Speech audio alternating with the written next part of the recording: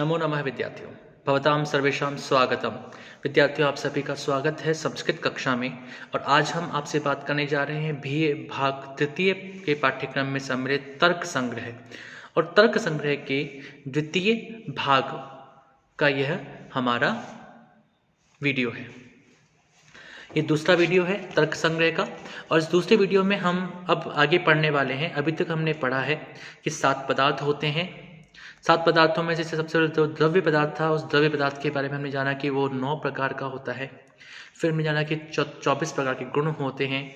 फिर हमने जाना कि 5 प्रकार के कर्म होते हैं। अब हम उसी को आगे बढ़ा रहे हैं। तो उसके पश्चात जो 7 पदार्थ हैं, उन 7 पदार्थों में हमने देखा था कि सामान्य पदार्थ की बात की गई थी। तो सामान्य क्या होता है, सामान्य कितने प्रकार का होता है, उसकी चर्चा यहाँ पर की गई है। वे कहते हैं कि सामान्यम कतिविधम केचते। सामान्य कितने प्रकार का और कौन से उसके भेद है। तो सूत्र कहता है परम अपरम चेति द्विविधम सामान्यम।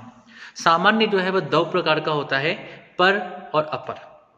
तो समानाकारक प्रतीति के हेतु को सामान्य कहते हैं। सामान्य को जाति भी कहते हैं। सामान्य का लक्षण क्या होता है, नित्यम एकम एकानुगतम, जो किसी भी एक में हर समय रहता है, नित्य रूप से रहता है, एक का अनुगत करता है, वही सामान्य कहलाता है। और ये सामान्य जो है उसके 2 भेद बताए गए हैं। पहला है पर और दूसरा है अपर। इसके पश्चात आते हैं विशेष, क्योंकि 7 पदार्थों में हमने देखा था कि विशेष की चर्चा की गई थी।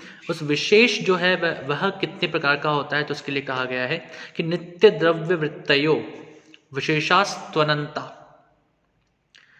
पृथ्वी, जल, तेज और वायु के परमाणु, आकाश, काल, दिशा, आत्मा और मन, इन नित्य द्रव्यों में जो रहने वाला है, जो विशेष रूप से रहने वाला है, उसे विशेष कहा जाता है।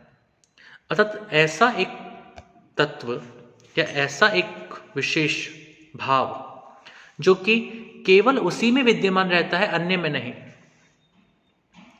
यह विशेष जितने प्रकार के द्रव्य होंगे, जितने प्रकार के उसके भेद होंगे, जितने प्रकार के अलग अलग उसकी स्थितियां होंगी, उतने ही प्रकार के होते चले जाएंगे। इसलिए विशेष को कहा गया है अनंत।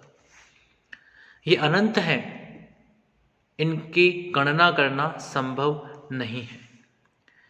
यह विशेष नित्य है, यह नित्य द्रव्यों में रहता है और यह भेद की प्रतीति का हेतु भी है। एक को दूसरे से अलग करने का यदि हमें कारण बताना है, तो उस कारण में हमको वह विशेष ढूंढना होगा जो कि इसमें है लेकिन इसमें नहीं है, और उसी के माध्यम से हम उनके अंदर भेद को, स्थिति को स्पष्ट कर पाते हैं।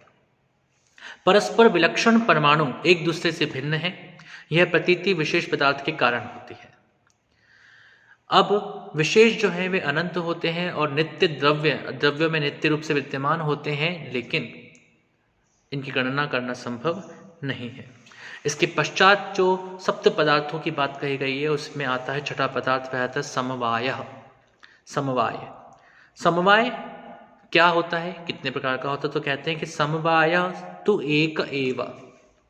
समवाय जो है वह तो एक ही है। समवाय अर्थात नित्य संबंध।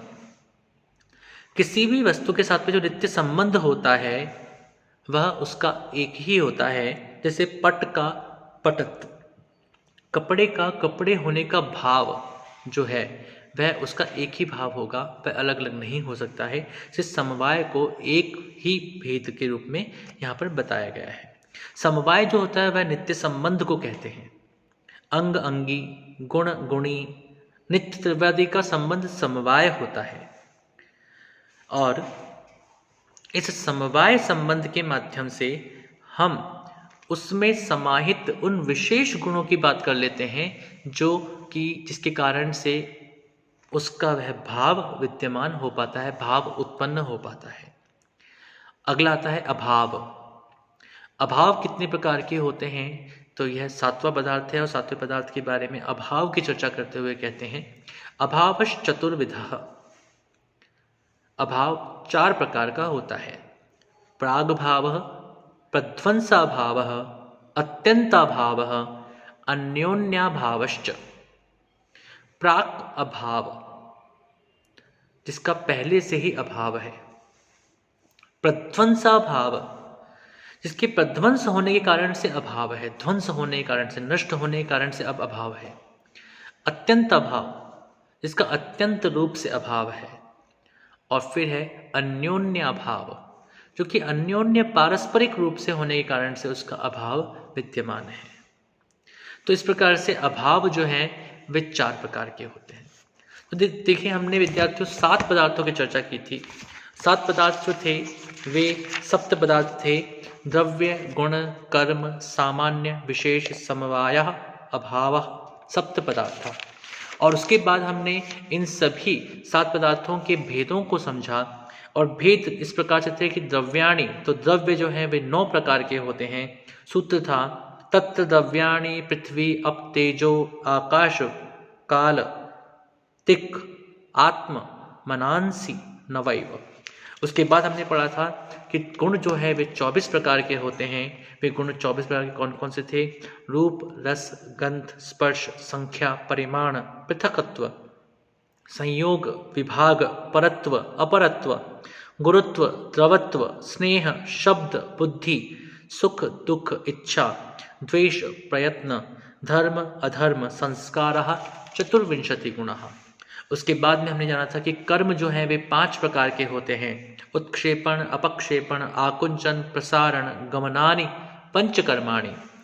उसके बाद हमने जाना सामान्य पदार्थ के बारे में। सामान्य पदार्थ जो है उसके लिए कहा गया कि वह 2 प्रकार का होता है: परम, अपरं चेति, द्विविधम सामान्यम। उसके बाद आए विशेष, और विशेष पदार्थ जो था उसके लिए कहा गया कि विशेष पदार्थ तो अनंत हो सकते हैं। नित्य द्रव्य वृत्तयो विशेषः त्वनंता एव। उसके बाद आया समवाय, और समवाय के लिए कहा गया कि समवायस्तु एक एव, समवाय तो एक ही होता है। और फिर आया अभाव, और अभाव के लिए कहा गया कि अभाव 4 प्रकार के हो सकते हैं: प्राक अभाव, प्रध्वंसाभावः, अत्यंताभावः, अन्योन्याभावश्चेति। तो इस प्रकार से हमने देखा कि 7 पदार्थ कौन कौन से होते हैं, और 7 पदार्थों के में जो 7 पदार्थ गिनाए गए हैं वे 7 पदार्थों के जो भाग हैं या भेद हैं वो कौन कौन से होते हैं। अब इन्हीं सभी की, जो हमने अभी तक पढ़ा, इन सभी की सविस्तार चर्चा हम अब आगे समझने वाले हैं, आगे पढ़ने वाले हैं। तो सबसे पहले हमने देखे थे कि द्रव्यों की चर्चा की गई थी। द्रव्य 9 बताए गए थे। कौन कौन से? पंच महाभूत, काल, दिशा, आत्मा और मन। ये पंच महाभूत में कौन कौन से पंच महाभूत आते हैं? वे हैं पृथ्वी, जल, अग्नि, वायु, आकाश। तो पंच महाभूत और काल, दिशा, आत्मा, मन। अब इन्हीं 9 द्रव्यों की सविस्तार चर्चा अब आगे की जाती है। तो सबसे पहले हम देखते हैं पृथ्वी। पृथ्वी क्या है? पृथिव्याः किम लक्षणम कति च भेदाः। अभी जो हमने पहले पढ़ा था उसमें केवल और केवल हमने नाम गिनाए थे।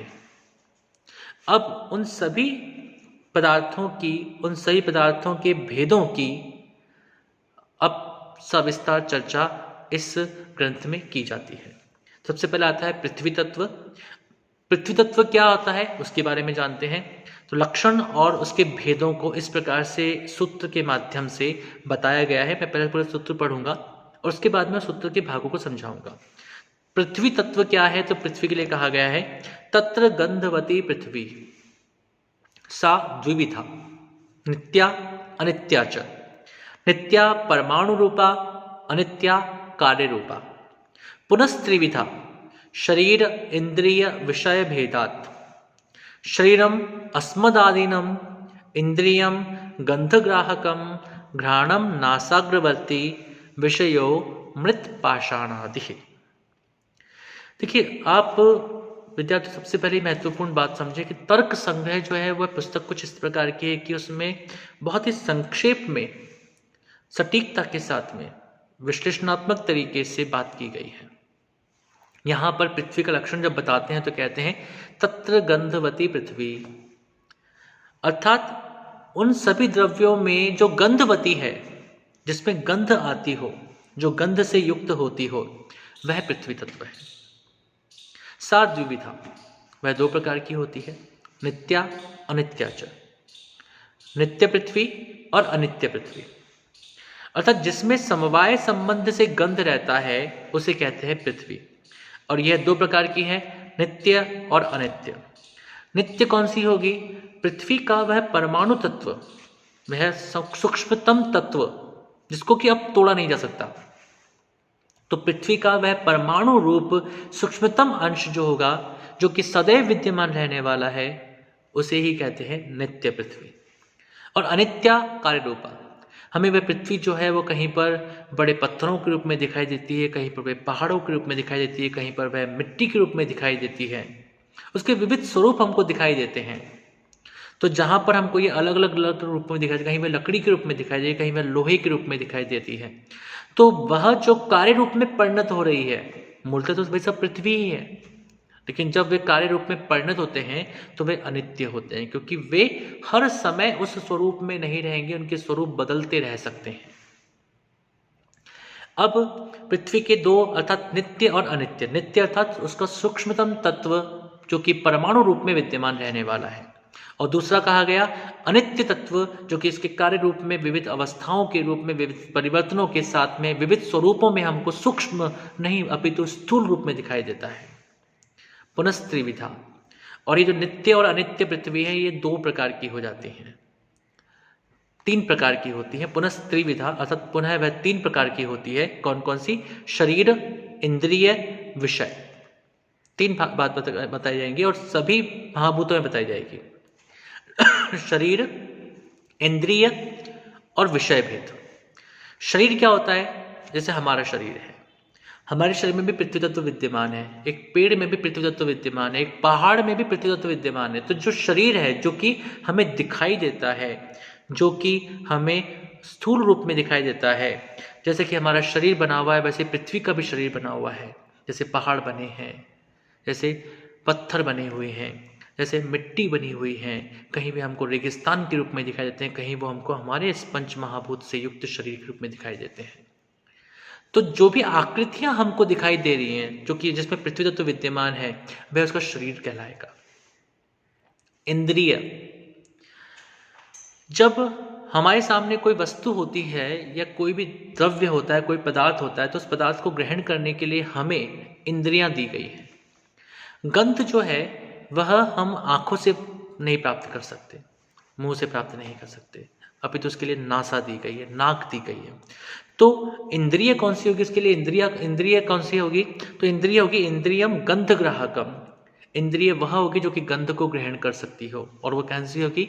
घ्राणम नासाग्रवर्ती, जो नासा के अग्रभाग में स्थित घ्राण है, घ्राण तंत्र है, घ्राण नामक इंद्रिय है, वह घ्राण नामक इंद्रिय ही नासा के अग्रभाग में विद्यमान ही उसके लिए गंध का ग्रहण करने वाली है। अतः यही पृथ्वी से संबंधित इंद्रिय है। फिर आता है विषय। विषय क्या होगा?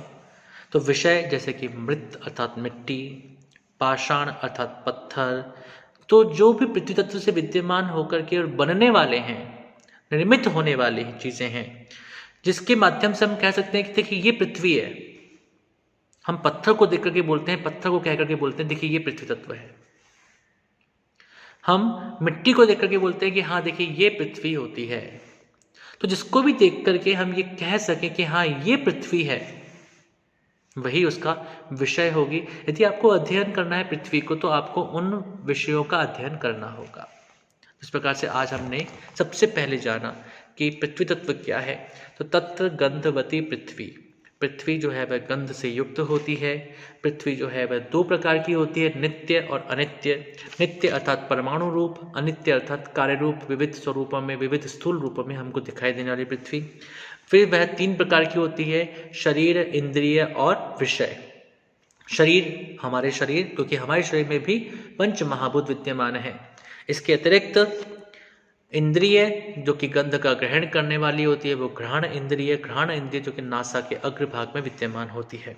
और तीसरा आता है उसका विषय। विषय अर्थात जिसको कि कह करके हम ये कह सकते हैं कि यह पृथ्वी तत्व है, ऐसे मिट्टी, पाषाण आदि। तो ये सब हमारे सामने इस प्रकार से हम देखते हैं कि पृथ्वी तत्व के बारे में सविस्तार चर्चा की गई। इसके आगे के अंशों को हम अगले पाठों में पढ़ेंगे। भवतां सर्वेषां भवद्भ्यः सर्वेभ्यः धन्यवादः। नमो नमः। शुभं भवतु। पुनर्मिलामः।